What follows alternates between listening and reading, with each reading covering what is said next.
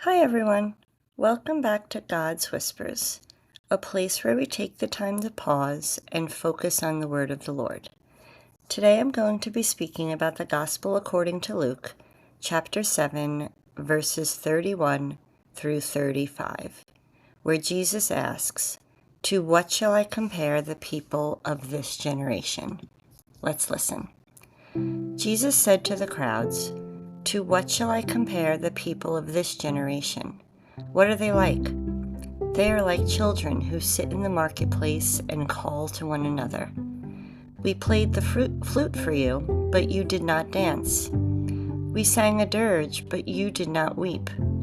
For John the Baptist came neither eating food nor drinking wine, and you said, 'He is possessed by a demon.' The Son of Man came eating and drinking, and you said, 'Look, he is a glutton and a drunkard, a friend of tax collectors and sinners.' But wisdom is vindicated by all her children." In the ancient world, children often mimicked adult life in their play. They pretended to hold weddings or funerals, which were two of the most important community events. In this parable, the children complain that the peers won't join in their game. Jesus is using this image to describe the stubbornness of the religious leaders. John the Baptist came living simply, fasting and preaching to repent, and the people said he is a demon. Jesus came eating and drinking, sharing meals with sinners, and they called him a glutton or a drunkard. In other words, nothing satisfied them. Their hearts were closed, not just to John, not just to Jesus, but to the wisdom of God working in different ways. So this passage is really speaking to us today as well. How often do we resist God when he doesn't show up the way that we expect him to? Sometimes we want God to be severe with others, but gentle with us. Or we want him to fix our problems quickly, but ignore the deeper transformation that he's offering. Like the children in the parable, we can get stuck in complaining. This isn't what I wanted, that doesn't sound right to me.